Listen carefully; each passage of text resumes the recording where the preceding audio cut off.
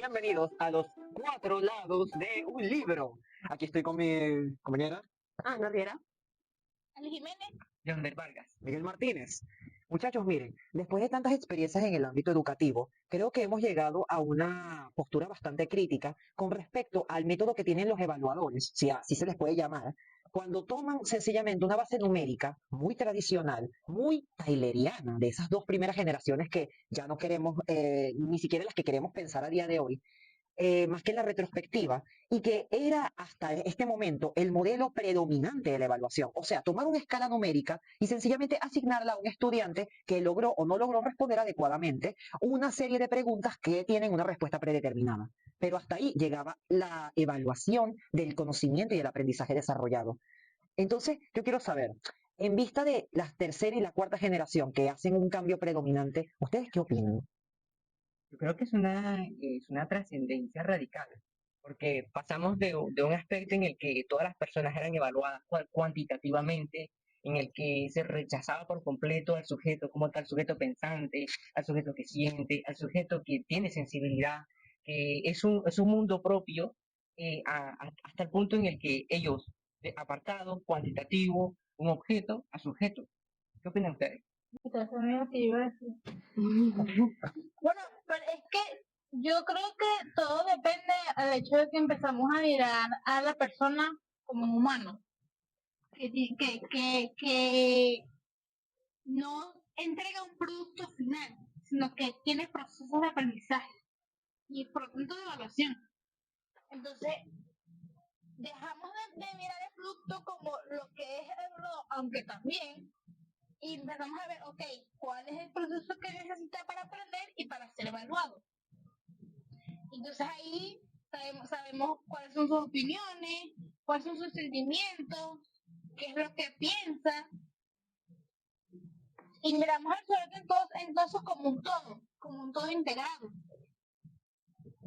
Claro, estoy de acuerdo. Estamos de acuerdo. ¿Qué opinas tú, Ana? Bueno, ya hemos superado como que la barrera de lo tradicional, entonces ya no es como que yo desde mi docencia como profesor imparto contenido, sino que ya es por objetivos. O sea, ya estamos abordando lo que es la competencia como tal. ¿Qué tan capacitado está él para la vida? Entonces, supongo que es algo que, a pesar de que estamos ahora en este nuevo diseño, en el Pensum 2015, es algo que el diseño 96 o antiguos profesores no conocen o simplemente lo rechazan. Y es un caso crítico que se logra ver allí porque en todas las mayorías de las instituciones educativas en educación media general no terminan de adaptarse a esta nueva generación de evaluar. En la cuarta generación que tenemos el paradigma interpretativo, Claro. que tú tienes que evaluar la práctica educativa, que tienes que integrarte con el estudiante, Tienes que describirla. que tienes que describirla y conocerlo como sujeto. Además de ejercer la práctica educativa, la práctica educativa, tienes que poseer una competencia profesional y reflexiva. Y no solo eso, Yonder, sino que también yo considero que es un poco anacrónico el sentido de decir la adaptación a la cuarta generación que se supone es la predominante en la actualidad, ya que nosotros desde la experiencia hemos notado que ni siquiera eso que nosotros llamamos tradicionalidad o que mantienen las instituciones que hemos visitado y que hemos descubierto como defecto, no es verdadera tradicionalidad. No, es una evaluación, pero adaptada a lo que esos educadores egresados de un pensum anterior han asumido para sí mismos. Porque si incluso nos acercamos más a la tercera generación, ponle, que es la última que lo valora desde esta escala positivista, desde esta escala numérica, que intenta no ser tanto ni interpretativo, como bien decía, ni cualitativo, sino enteramente cientificista, ni siquiera se adaptan a ello. Por ejemplo, si nos detenemos a ver el caso de Kaufman y Kaufman en el 81 con la batería de evaluación, se supone que ese es un procedimiento establecido para la tercera generación, no bajo ningún panorama interpretativo, donde tenías que valorar los procesos simultáneos y arbitrarios que mentalmente desarrolla el estudiante, pero también procesos de metacognición sobre eso, aprendido bajo la repetición, o sea, algo bastante conductual, pero que tenía un sistema para poder evaluar que se estuvieran cumpliendo paso por paso y que diera una evidencia, como es lo normal dentro de las ciencias positivistas. Pero entonces tampoco encontramos eso, sino que encontramos a profesores como diría, el pecado máximo de nuestra carrera. ¿Cómo se dice? Se la están maquinando, se la están resolviendo, están sencillamente cuando estás actuando y te dicen resuelve, no te estás bloqueado y no encuentras la palabra, te dicen que, Resuelve. o sea, cuando estás conflictuado y quieres o sea, tú vas con una planificación algo para cumplirlo exactamente así, pero no dicen que no vayas a, Usar esto. no, o sea, a inventarte una cosa de la nada. Ah, ok, así como que Eso tiene una palabra.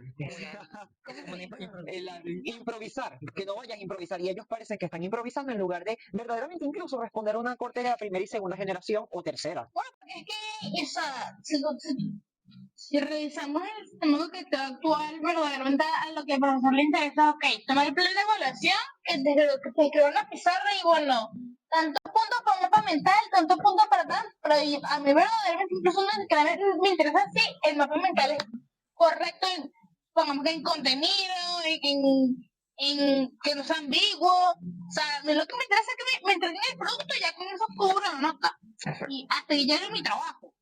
Porque tampoco si vemos, no hay ningún proceso previo a eso. Incluso en la universidad algunos profesores te exigen un producto y no hay ningún proceso previo a eso. O sea, es una práctica del sistema educativo, ya sea a nivel de bachillerato, a nivel escolar o a nivel universitario. En cualquier casa de estudio que te encuentres. Claro. Porque que verdaderamente entonces no me interesa saber qué es lo que ha pasado, qué debo juzgar o qué debo valorar. Me interesa saber cuál es el producto y cuánta nota tiene, Claro. cuánta nota le puedo otorgar. Ya. Sí, y es que, mira, incluso si nos fijamos que la última generación antes de la interpretativa, de la hermenéutica, de la que se basa enteramente en el aspecto social, incluso si nos vamos un poco al enfoque americano del oprimido, de la pedagogía del oprimido y la liberación del estudiante, o de que agarre conciencia a través del contenido, que es lo que plantea esta generación actual. No, si nos vamos a la tercera, incluso la teoría de Stoffelen, que es más una teoría de la evaluación sistemática todavía, que obedece a lo tayleriano la primera y segunda. O sea, por lo menos él plantea, ok, pero hay evaluaciones que curricularmente son válidas, y que por tanto, si son válidas, también deberían ser meritorias, porque hay evaluaciones que son meritorias, pero no son válidas. Por ejemplo, imagínense que yo planteo una evaluación que fuera meritoria porque los estudiantes desarrollan tendencia crítica hacia lo político, pero yo creé el contenido de la nada. No me basé, por ejemplo, en los temas generadores. Me lo creé. Y eso responde al nivel de aprendizaje de un estudiante de cuarto año que esté hablando sobre poderes creadores, o responde, por ejemplo, a los de segundo año conociendo la identidad a través del texto. No, responde a algo que yo generé. Ok, puede estar entregándome a través de las actividades que yo le asigno cosas muy buenas, pero no son válidas a pesar de ser meritorias. Entonces, lo que Stoffel plantea por lo menos es que las evaluaciones tienen que coincidir en esos dos aspectos, ser meritorias porque destaquen por su desempeño a nivel teórico, pero también válidas porque correspondan a lo que plantea el currículum. Entonces, ni siquiera eso, con lo que tú me expones con los ejemplos de los profesores, es porque el conformismo de los profesores cae entonces en sencillamente asignar la actividad por asignarla, porque, o sea, tengo que cumplir la responsabilidad porque al final como soy un docente, pero entonces no tiene sustancia. Porque no hay cambio de pensamiento. Habría que, como dice Keynes y Tower en la investigación-acción, hay que cambiar la práctica educativa. Pero eso parte desde la acción docente. Entonces, el docente cambia no solamente en la forma en que envía al estudiante, sino en que se envía a sí mismo. Entonces hay una reciprocidad entre ambas partes que comparten experiencias y pensamientos entre sí. Y después que ya se ha concebido todo el proceso de la práctica docente y estudiantil, se puede contraer un resultado de ello para mejorar. Es que a propósito de lo que decía Miguel, que le dijo Yonder, yo pienso que dice Elliot y Steinhaus, se supone que lo que se estudia, lo que se evalúa, viene de un problema que te da el estudiantado. O sea, no hay incluso ninguna previa planificación, ninguna previa evaluación si no conoció al grupo de estudiantes, por ejemplo. Creo que es el caso que nosotros vivimos esta semana en el liceo. Todo el mundo fue con una suerte de estructura de ideas para dar clases, pero nadie lo tenía previsto de alguna forma. O incluso puede ser que lo que hayan escogido no sea lo que nosotros hubiésemos escogido ni siquiera. Creo En mi caso, por ejemplo, yo estuve y decidió que iban a trabajar con videojuegos. Yo de videojuegos no sé nada. Claro, exacto. Y me tendrá que poner a estudiar. Pero resulta que esa es la realidad que ellos conocen. O lo que incluso consideran como un problema. Porque de la lista de valores que yo le llevaba, estaba la tolerancia, paz, justicia, respeto de derechos humanos y otro ahí, no me acuerdo cuál es. Y ninguno escogió la tolerancia. Incluso yo dije que interesante porque a ninguno le parece que la tolerancia sea un problema o no la comportan ni siquiera como parte de su vida. Y dijeron, bueno, ok, vamos a paz y justicia, que son los valores como que más creo que conocer la sociedad. Claro. Pero verdaderamente no. Trayendo a la realidad, yo les preguntaba, bueno, ok, ¿cuándo han hecho esto ustedes con algún otro profesor? Porque entonces nunca negocian el contenido, nunca negocian la actividad, nunca negocian nada. A Leonardo le comentaban ese mismo día, bueno, es que nosotros no nos sentimos incluidos, no nos sentimos escuchados. Porque es que probablemente lo que tú me vienes a decir a mí no me interesa para la vida. Hace así como a un año ya atrás le colocaron a Arturo, que es mi hermano, un texto de literatura en castellano del siglo 200.000 antes de, bueno, Amadís de Gaula. o sea, que les interesa a ellos en la contemporaneidad leer un texto como este. No, Queda totalmente obsoleto. está descontextualizado. Entonces, cuando tú vienes a ver, no, pero es que las profesoras no hacen ni siquiera procesos de negociación, pero tampoco se adecuan a las experiencias que tienen ellos, o lo reflexionan, o sea, no cumplen verdaderamente ninguna de las preceptos cualitativas de la evaluación. Exacto. O sea, y es que puedo rescatar varios puntos de los que tú dices allí, porque por lo menos también en el diagnóstico que yo hice, entonces yo encuentro, por ejemplo, en mi caso particular de mi sección, que los estudiantes desde la segunda clase ya quieren escribir. O sea, desde la tienen primera. preponderancia en eso. O sea, claro, primero quieren escuchar. Yo creo que la mayoría quiso escapar de escuchar primero. Por ejemplo, mis muchachitos solamente quieren escuchar, no quieren hacer ninguna otra cosa. Bueno, por los míos, al salón donde yo fui, ellos querían hablar. Tomar el protagonismo en el aula. Les pregunté qué habilidades lingüísticas quisiera que se hablara primero en clase. Y ellos dijeron que hablar. Queremos hablar. Y hablar, y hablar.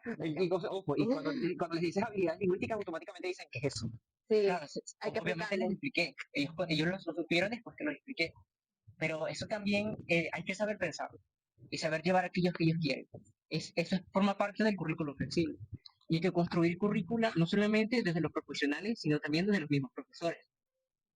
No, y es que Y trayendo a colación algo que me pasó en mi primer diagnóstico fue que recuerdo que hubo una representante que iba a retirar a la muchacha. Ujú. La retiró porque, ajá, tenía como que una audición.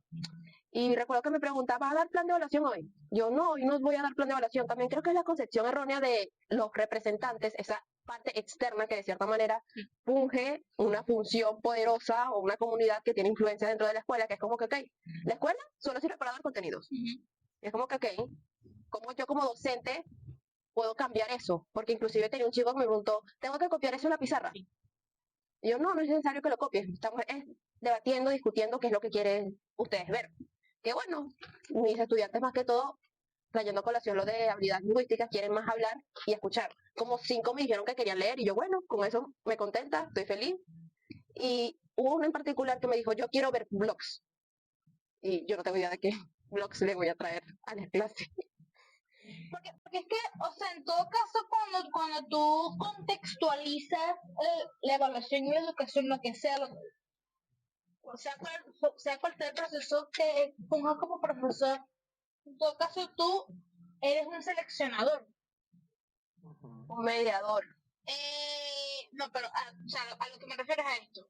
Ustedes saben que cuando estudiamos la competencia literaria, tenemos varios enfoques con lo que es un profesor que se supone que es un lector, que es tal. Pero cuando tú llegas al último estadio, bueno, cuando se supone que están sentados los niveles de la competencia literaria, tú eres un selector. Claro. ¿De qué? De textos de terror, de romance, de lo que sea. Entonces, más que todo, viéndolo desde la parte didáctica, en una generación de la evaluación tercera o cuarta, vemos que el profesor en todo caso hace posible lo que el estudiante desea. Porque, ok, ellos le dirán a Ana, bueno, yo quiero ver blogs, no sé cuál blog, Ana tendrá que investigar. Claro. Ay, mira, bueno, es que yo quiero jugar para Los influencers. para poder saber de paz y justicia. No sé cuál videojuego, tendré que investigar yo. Y luego entonces todos tendrán que concienciar cómo vamos a evaluar eso. Es que cuando tú les das el espacio de diálogo al estudiante, el estudiante aprovecha y se lo come con poder. ¿Por qué? Porque es como lo que Sí. plantearía Kemis, que él defiende cuando se concibe el hecho educativo como un acto social, que entonces el docente y el estudiante se convierten en un par de participantes que concilian entonces un análisis mutuo de las contradicciones que demuestra la realidad social. Entonces, si tú integras las problemáticas y complejidades de una sociedad, el estudiante no necesariamente las va a fácilmente desconocer, sino que las va a conocer adaptadas a un panorama o un paradigma que él conozca cotidianamente. Por ejemplo, cuando yo les menciono la palabra héroe a los estudiantes, ellos automáticamente primero lo confunden con el superhéroe, que yo considero que podría ser una buena, incluso ellos te van regalando una parte del contenido teórico que tú luego podrías abordar para poder adaptar bien el contenido. La diferencia entre lo que es un héroe o lo que es un superhéroe, que es lo que ellos automáticamente dicen, Superman, Batman, Spider-Man, pero que es un héroe entonces, en todo caso. ¿Y cómo se comporta un héroe?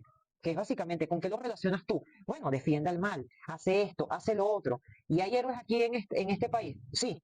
Y ellos saben de tu realidad actual. Ojo, no pueden hacer retrospectiva más lejos, pero podrían, a través de una categoría de héroe, podrían reconocer para luego poder comprender más a futuro, evidentemente, si proyectamos un poco esta capacidad, entonces poder desentrañar un poco más las etapas que determinan primero la etapa superficial, porque vamos a decir, si tú concluyes que un ser humano es un héroe, si tú le quitas las capas, te encuentras una persona compleja. Pero si empezamos por el héroe, sencillamente, puedes comprender mucho más. Y el estudiante sabe eso. O sea, lo sabe, solamente que ahora mismo está dando sus primeros pasos para ello. Bueno, es que tanto que lo sabes que te dan un antónimo. O sea, te dicen cuál es el villano de la historia. Ajá.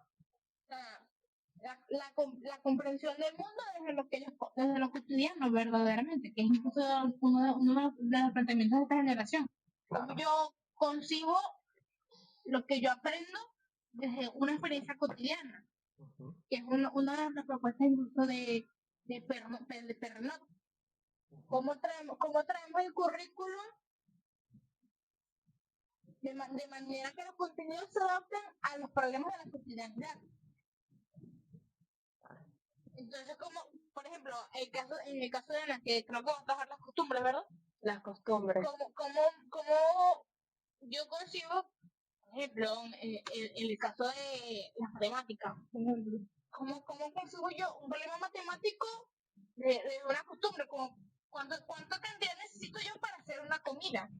Claro. Incluso comentábamos en el video ayer, decíamos, cónchale, siempre hacemos comida de más o comida de menos. O sea, es verdaderamente un aprendizaje de cantidades aplicado a la vida cotidiana. Y se podrá aplicar perfectamente a cualquier área. Sí, claro. O por lo menos si tú hablas de que los estudiantes le dan más importancia a otros valores en lugar de la tolerancia, entonces eso lleva al docente como investigador, en todo caso investigador de lo social, a preguntarse, mire, esto conlleva entonces un desconocimiento necesario de la tolerancia como concepto, como valor dentro del hogar, o es que actualmente incluso la sociedad que está, No es intolerante. Ajá. El desconocimiento de la tolerancia implica intolerancia. O sea, eso te lleva a pensar en muchos asuntos que te llevan a la gnosis o a la génesis de la cotidianidad del estudiante y lo concibes en su faceta de actor, como plantearía Steak. O sea, empiezas a estudiar los casos independientes de los actores sociales, que son en este caso los estudiantes de tu salón, para poder negociar mejor con ellos contenidos que los ayuden a través de la adaptación del contenido a sus circunstancias de vida, a poder llevar la educación a que ellos construyan una calidad de vida, como plantearía Balbuena. Sí. O sea, ves qué problemas, qué retos presenta tu realidad y qué aspectos del contenido que no está desfasado, como dice Elliot, que no tiene porque al estar adaptado socialmente, ser poco institucionalizado, ser poco educativo, siendo educativo y siendo social al mismo tiempo, puede resolver problemáticas que están fuera de la escuela. Es que porque tiene que ser la escuela una burbuja para las tres generaciones principales y para la cuarta, porque es tan revolucionario el hecho de que cambie esa perspectiva. Porque se considera como una élite, así como que nunca es destinado a la problemática social. Si vemos la cuarta generación, tenemos que comprender que hay varias dimensiones que necesitamos tomar en cuenta. El nivel social, el psicológico, el cognitivo, de los cuales la segunda evaluación, la segunda generación no lo tomaba en cuenta, o la primera generación, duramente conductista, rígida, despersonalizada, Incluso religiosa. Religiosa también se tomaba en cuenta. Y entonces tomarlo desde la pedagogía crítica, y repensando la práctica educativa, porque esto es lo que está haciendo, repensando la práctica educativa, la práctica docente desde el constructivismo, desde el cognitivismo. Bueno, es que incluso pues, decía, la idea dice que cada realidad es distinta, que cada realidad es tan múltiple, tan única como cada estudiante allá en un salón. Claro. Entonces, esto bueno, suena cliché, pero a veces que escuchamos como que no, es que todo el mundo aprende distinto, aprende diferentes tiempos. O cada mente es un mundo. Ajá. Pero cuando tú vienes a ver, tienes, en mi salón hay 29. Tengo 29 muchachitos y cada uno será un aprendizaje muy particular. Porque incluso tendrá que ver con cuál es el mundo interior que tiene, cómo lo han creado en casa, qué valores le han fundamentado, cuáles no. Claro. O sea, con qué vive en su contexto, de alguna Hay forma. que tomar en cuenta sus dimensiones biopsicosociales, las biológicas, humanas, cognitivas, y en verdad está en el nivel adecuado para darle lo que se le está dando a todo el grupo como tal, y psicológicamente está bien, si en casa lo están tratando bien, si en la escuela no están sufriendo de abuso. Hay que tomar cada una de ellas. Y entonces, no solamente el docente evalúa a un estudiante y da clases, también es psicólogo, también es profesor, es maestro, es papá o es mamá. Y eso hay que pensarlo, hay que tomarlo en cuenta. Es que ese trabajo Es un es demasiado. un trabajo que incluye muchas Sí, cosas muchas juntas. cosas. O sea, es un poquito de cada profesión. Porque el docente hasta es médico, es psicólogo, es terapeuta. Tú sabes que cuando estás, Y es papá y mamá también. cuando estás en una escuela o en un liceo, los estudiantes aún no tienen, no están muy bien desarrollados, no están maduros, y a veces te acercan, te piden consejos. Es un caso en el que tú terminas de educar a las personas. Bueno, es que me hiciste acordar, por ejemplo, en el modelo discriminativo, ¿verdad? Ajá. Se concibe al profesor como un artista. Sí. Pero incluso también leíamos antes, en práctica profesional 1, que Lemos concebía al estudiante como una escultura de arte, que iba esculpiendo con el pasar de los años y que en muchos casos moldeaba para terminar de formar. Pero no solo eso, él decía que un profesor difícilmente ve su semilla florecer a menos que pasen muchos años. Es cierto. Claro. Porque es como dice Yonder, supongamos que tú recibes a un estudiante y lo formas, difícilmente vas a poder ver el resultado a corto plazo. No. Incluso algunos ni siquiera te valorarán a corto plazo, sino que dirán, coche, este profesor que a mí me daba en primaria, por ejemplo, me formó de cierta forma y me impactó mi vida. Así que yo le pido un buen punto. No, y es que además también es observar al estudiante como una posibilidad. Observas al estudiante que de forma implícitamente o centrada en verlo como una potencia que puede reventar en algo o positivo o negativo, valorando todos los puntos de vista que plantea, por ejemplo, Yonder. Por ejemplo, Stinghouse planteaba no solamente el escenario de clases como un laboratorio científico, donde tú constantemente estabas modificando fórmulas, poniéndolas a prueba, fallando y reinventándote, sino que al mismo tiempo, donde tú implicas en ese laboratorio científico una imagen como la del currículum, que no tiene por qué ser un enemigo, porque por lo menos yo creo que por lo menos el currículum nos ha ayudado a nosotros por lo menos a delimitar mejor un amplio cambio de ideas que ante la inexistencia del currículum, pues coño, se veían desaforadas. O ampliarlo, porque por ejemplo, el documento de Yo diría- información justamente, el documento, dice que los temas de la guerra no son una camisa de fuerza. Exacto. sino que te permiten desdoblar, que dice Paulo Freire, te permiten desdoblar en muchas posibilidades dependientemente de sea la que escojas. Y replegarte, o sea, replegarte en el sentido de revisarte a ti mismo, reflexionando de forma que entonces tú observas a ti misma tu propuesta inicial y darle una mejor, como un mejor sitio. Entonces, ¿qué sucede? Cuando tú involucras esto, llegas a lo que planteaba Steinhaus. El currículum establece un acto comunicativo entre lo que es y lo que podría llegar a ser. Bueno, siguiendo el hilo de lo que anteriormente decía Miguel, no, yo no diría que es una inexistencia de currículum, sino que antes el currículum era dado por contenido. O sea, yo recibo, yo doy lo que recibo. Y ya no lo cambio, no lo modifico. Sino que ahora el currículum es percibido como que, ok, yo lo tengo que construir, yo tengo que hacer cruces. Tú eres el creador. O sea, yo lo amplío. Bueno, es que yo trayéndolo a la generación de la evaluación, yo creo que también es una mirada, esa misma mirada del contenido, hablando de lo curricular, porque si nos vamos a lo que dijo Ana, el contenido que estaba dado, por así decirlo, trayéndolo a un plano de conocimiento, es una realidad que estaba dada y que tú ejecutabas, que la mirabas como un objeto. Ahora, al tener que crear tú, estás mirando una posible realidad múltiple, A un sujeto. diversificada, a un sujeto que vea un sujeto. Pero también a mí que me acaba de dar un golpe reflexivo. Me acaba de dar un golpe reflexivo.